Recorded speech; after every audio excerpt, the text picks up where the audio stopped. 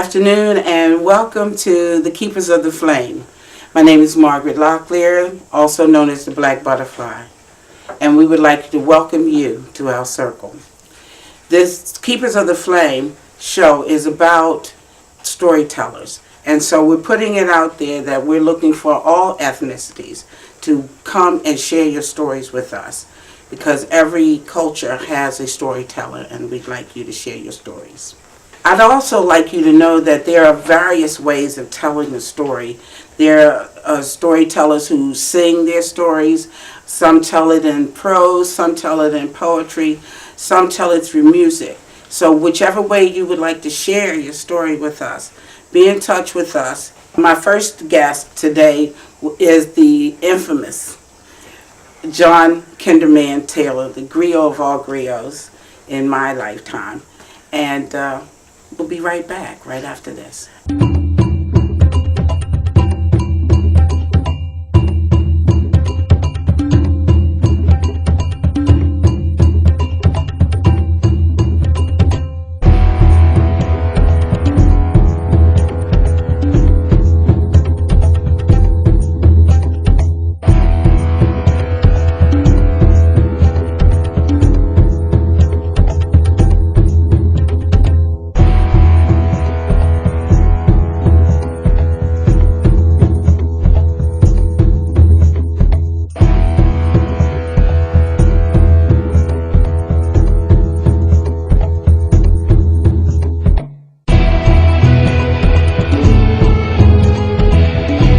Welcome back, and joining us is our guest for our first show, John the Kinderman Taylor. Oh, thank you, Margaret. It's such a pleasure to be here with you. And I have a little thing I do. I say, make an S, and this S means see it, say it, sign and sing. Jesus Christ is Lord and King. Jesus made the sacrifice so we could live in paradise, the creation.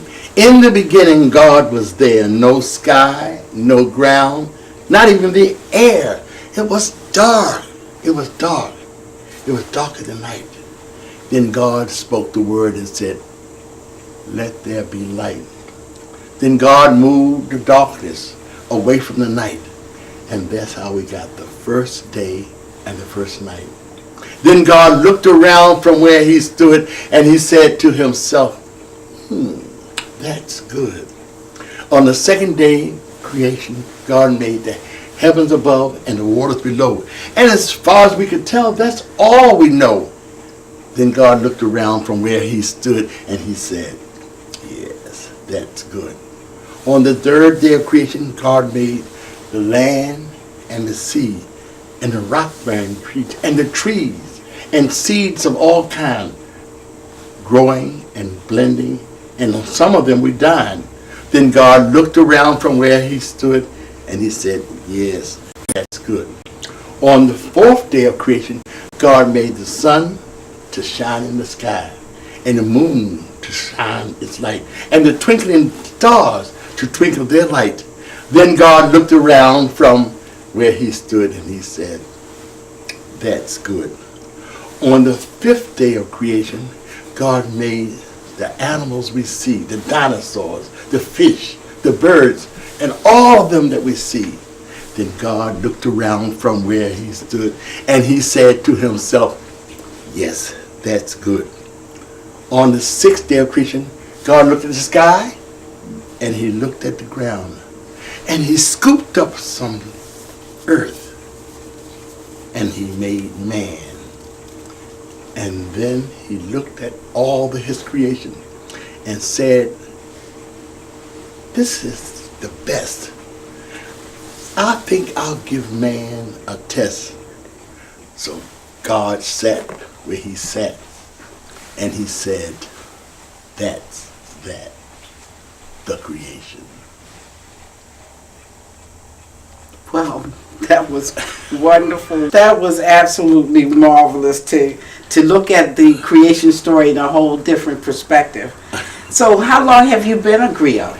Oh, I say storytelling all my life because I used to love to listen to stories and then tell someone else about the stories I heard. And I was always excited in elementary school when the librarians would come in there and tell a story, and I was just mesmerized by librarians telling stories, and I just from then on loved listening and then telling stories.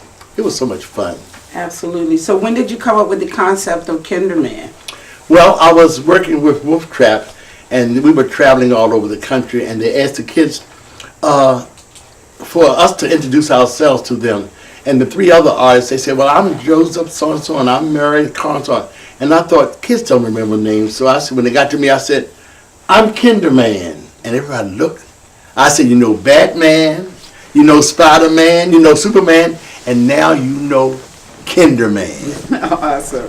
I have to admit that I raised my kids on some of your techniques in dealing with young people.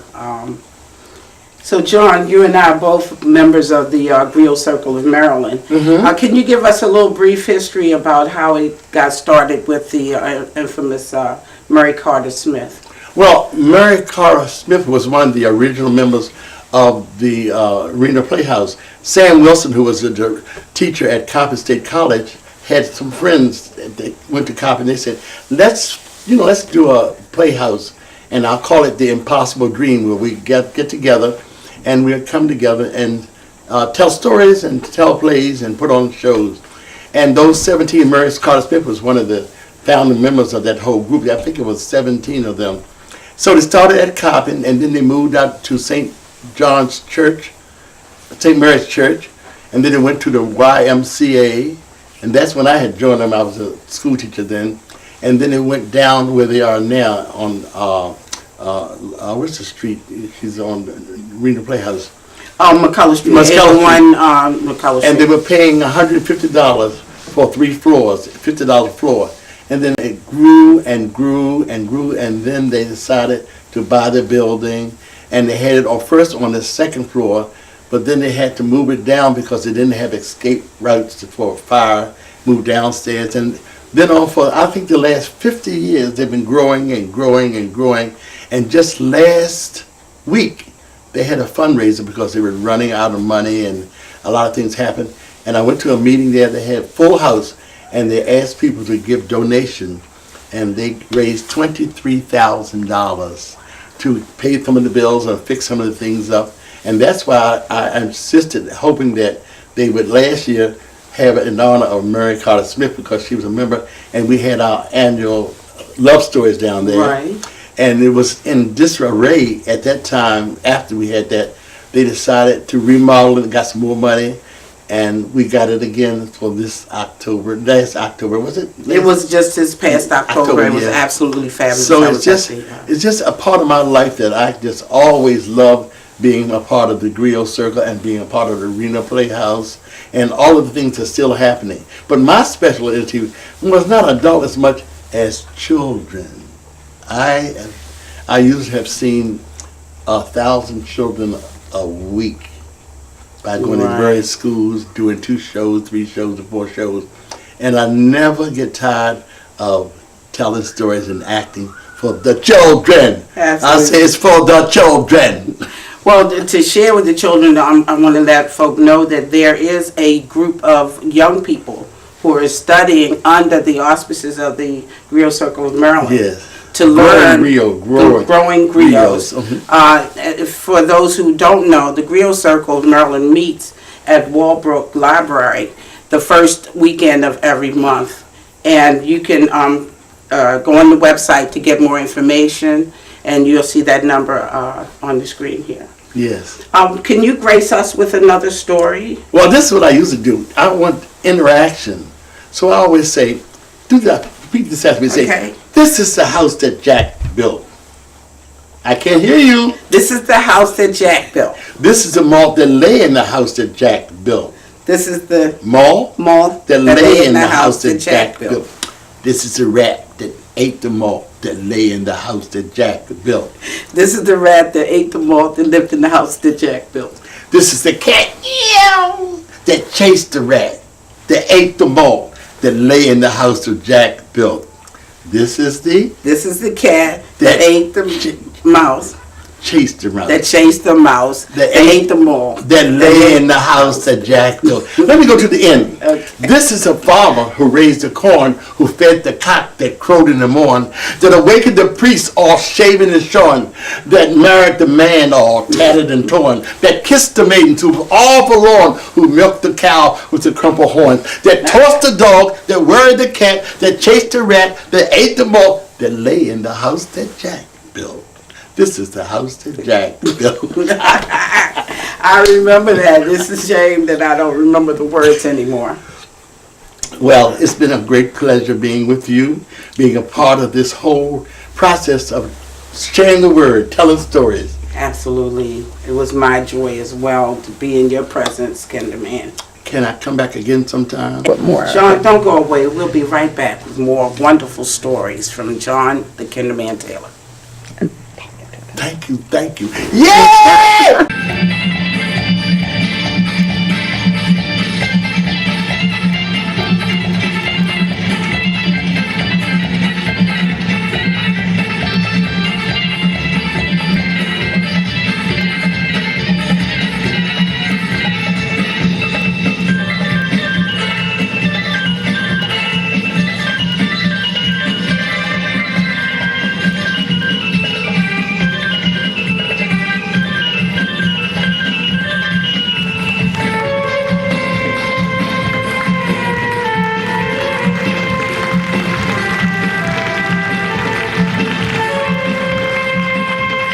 And welcome back. We're here today with John the KINDERMAN Taylor, and we want to talk a little bit about the griots and storytelling.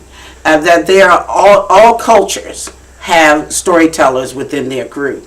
It could be Asian, it could be Hispanic, Native American, Irish, Greek, whatever. Everybody has a story to tell and share, and that's how we keep our history and our culture alive. And what I'm asking today is those of you who want to be storytellers or who are storytellers, get in touch with us. We would like to have you join us. Whatever group that you belong to, whichever culture you belong to, we'd like you to share your stories with us. So, and now let me share this with you. Speaking of Mary Carter Smith, I have to admit that she was one of my mentors when I was a student at Morgan. She was our teacher in residence at that time, and you couldn't have learned from anybody but the best, and that was Mary Carter Smith. So, tell us more about your being involved. Well, I recently thought about how, when I was young, there was a lot about spirituality, talking about Christ, and stories I heard about Christ in the Bible. So I decided to create some stories that get kids to relate about. Here's one of the stories I like to say. Some children were playing one day, and then they saw Jesus coming their way. "Let's go see Jesus," the children said, and all the moms shook their head. But the disciples looked at the town, said, "Those children are too noisy. We can't allow them to come around, not with those noises and that they're making while Jesus is preaching." The children came up and said, "We want to see Jesus." The children said. The disciples shook their heads. "Can't you see he's busy teaching? Don't interrupt him while he's preaching." The children slowly turned away. But Jesus said, "Hey, let them stay." He scolded the disciples and said, "Bring all the children, let them be. I want all the children to sit with me." The children gathered all around and sat with Jesus on the ground. They laughed and played and had lots of fun. Then Jesus blessed them, everyone. He said, "Bless you, bless you, bless you today. Bless you, bless you." Everybody say, bless you as you go your way. Tell everybody to have a blessed day. Tell everybody to have a blessed day. Yay! That is so wonderful, and you're wonderful with kids. And I'm glad that there's somebody in our midst that generally speaks to the young people? You know, I found out that people have different callings, and that was my calling, was to tell stories and get interested kids involved in the process of learning. And I always said that's a ABC. I said, number one, kids want to feel accepted. 2B, they want to feel that they belong. And C, they want to feel care. And so with all the children that I deal with in all the places I've gone, I make the kids feel accepted. I make them feel that they belong in my environment, and they feel the care that I have for my heart. I always start off by saying, come on in. Come on in. Come on in. I'm glad you came. I'm glad you came. I'm glad you came. Oh, come. I gotta stop. That was absolutely wonderful. You know what I've always liked about you, Kinderman, and you've been on the TV for years. I understand that you've won several Emmys. I understand that you're in like 19 countries around the world. Fabulous is what we call you. And what I like, the beauty of it is, even as adults, when you're performing, you bring out the child in us. You make us feel good and see the world as children. Go ahead. No, but I was saying that I look back, Kinderman was one facet of my life, but I remember I started looking at the Royal Theater. My mother had a restaurant on Pennsylvania Avenue, and every time there was an act, and it was like about 25 cents to go to see 4 shows. I remember that. I would go there and see, and I remember, I think I was 8 when the curtains opened up. I saw this man all in white. He had white shoes, white socks, white tuxedo, glittering, white top hat, and I was caught. I said, that's what I want to do. That's what I do. And beside he had 32 women, 16 on each side, kicking. I said, I want to do this. And then I learned that intention and attention. Deepak Chopra said, if you intend to do something and put all your interest in doing it, God will say yes or no. And I remember I went into the neighborhood, got the girls, and we would sing and dance and do storytelling. But I saw all of the people from 1940s to up to where they closed the Royal Theater, and that was in my mind. And so first, I went to Morgan. My brother made me my schedule out, all science, all math, all college algebra. I failed physics, chemistry, the only thing I passed was physical education, because the movement. They sent a letter to my parents saying, your son will be dropped from the campus if he doesn't have a 2-point average. I had 0.9. Through the grace of God, I got through Morgan, and they told me, John Taylor, I was an art major. You'll never get a job as an artist because you can't draw, paint, sculpt. Yeah. I was the first one to get one because my father's name was John Taylor, and it was in the phone book. And all the other artists who had graduated from Morgan were out of town. Principal called me from Catonsville and said, are you art major? I said, yeah. Your name is John Taylor? Yeah. Come and get a job. I was the first artist to get a job. I never wanted to teach. I wanted to act entertainment. They gave me a cart. I drove around first grade, second grade, third grade as an art teacher. Got transferred to Catonsville Middle School. And then all of a sudden, Anne Arundel County called because they needed 10% black down there.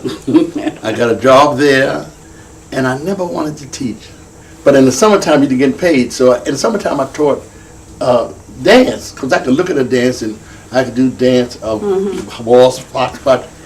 Disco came out, and guess who caught disco? John Taylor. And guess who lived in my neighborhood? Oprah Winfrey. Oh, okay. I taught Oprah how to do the hustle. I taught a lot of the characters at Channel 2 and Channel 3. Everybody wanted to learn the hustle. Bob Kirk. Fred Astaire Studios saw me. They said, this man is magic. Would you come and teach my teachers how you teach movie dance? I said, I couldn't do it until September. They said, why? I said, because I had to go back to school system. They said, what do you make? I said, $18,000. They said, we'll give you $50,000 if you quit today. I quit. I ran down the Board of Education, resigned, built this house in Columbia. Oh, it was incredible. Fireplaces, jacuzzi and everything. 2 years later, disco died. Didn't have a job. I don't know what happened. I said, Lord, I know I got to do something else. I heard the word aerobics. I looked at the aerobic centers.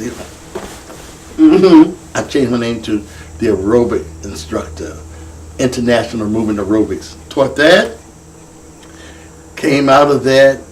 I was having 12 classes a day, starting in the morning at, it was early. At 6 o'clock, the post office people came in. Then I taught 7, and 9, and 10, and 2, and 4, trying to make this money to save my house.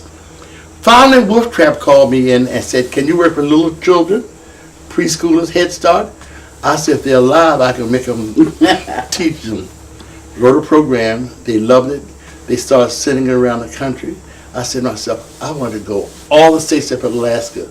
As I sit here today, I've been to every state except Alaska. Amen. Then I saw Mr. Rogers. I said, he's not doing anything that I can't do.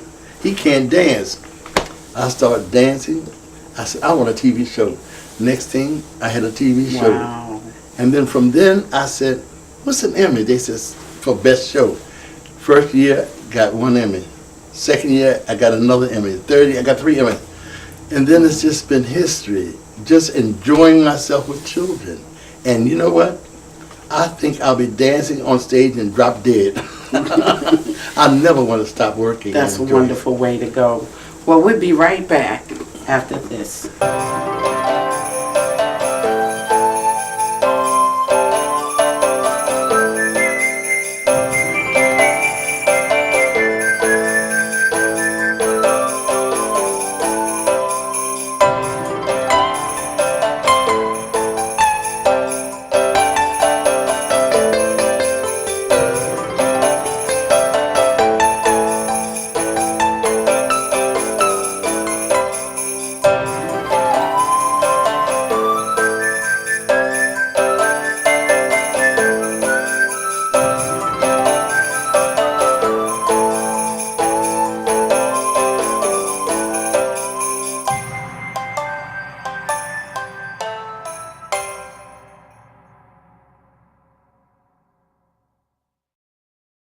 So welcome back.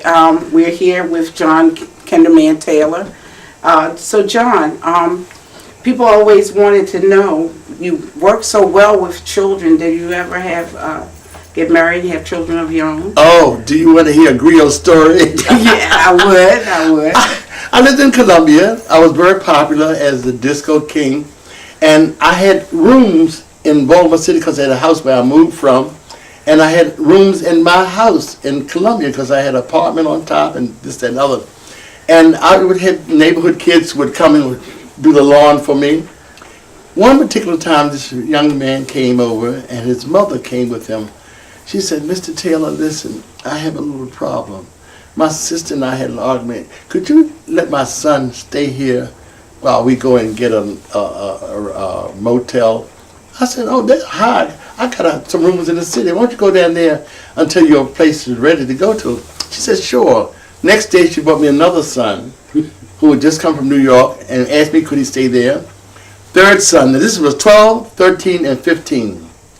Finally, before school opened, she asked me to take the kids, and because she was sick, she was having problems.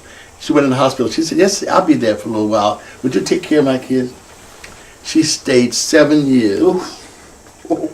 And I'm telling you, raising those kids in school, out of school, hooking, problems, and still was able to teach school. Finally, mother came out at 17. I had gone through everything, got them jobs, clothes, work, and everything like that. And I bundled them up and said, your mother's out of the hospital, here you are. Well, you know, they had lived through that teenage years. And now, the one that I really thought was successful is working in Las Vegas. Another one is in Columbia. He's kind of sort of like getting odds in job. One is married and moved up into Pennsylvania. And here's the miracle of the whole thing. One of my sons, his son, works for Obama. Oh, wow. And there's no relationship there, but I've been through the mill. I enjoyed it. I wouldn't change my life, but I was able to work and then raise a family. And I said, those people who have real families, they never leave. And they always, these three boys would send me little cards and call me up Thanksgiving and Christmas and holidays, but I wouldn't change it. It was a miracle that I was able to do that and then enjoy myself. I know that's right. I said, call the police. Well, that was a great story, wonderful, moving story about your generosity, and without the benefit of having a woman in your way. Is there anything else that you would like to share with us before we go? Recently, I thought of this idea of seeing something, saying something, see it, say it, sound, or sign, or sing. And I thought about teaching sign language, like teaching this is an A, this is a B, and kids are learning C, this is D, E, and so forth. And I feel happy, I feel sad, I feel scared, I feel hungry, kids learn that. But then I thought about this. I'm going to teach them a song using sign language. See if you recognize this. A, B, C, D, E, F, G, H, I, J, K, L, M, N, O, P, Q, R, S, T, U, V, W, X, Y, and Z. Oh, how beautiful. What is it? How wonderful that was. That was amazing. Great. Yes, you are the garage. Awesome. So, thank you for joining us today. Oh. It has been a pleasure being in your presence again. And we look forward to seeing you again in the future. And you know, I'm going to give you one of my favorite words. You are flawless. And you're fabulous. So, thank you all very much, and we'll be right back.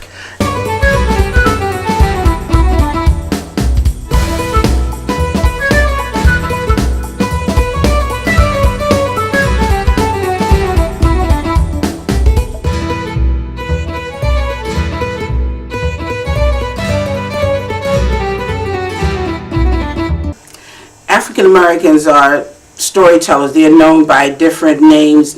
Some call them dojos, some call them griots.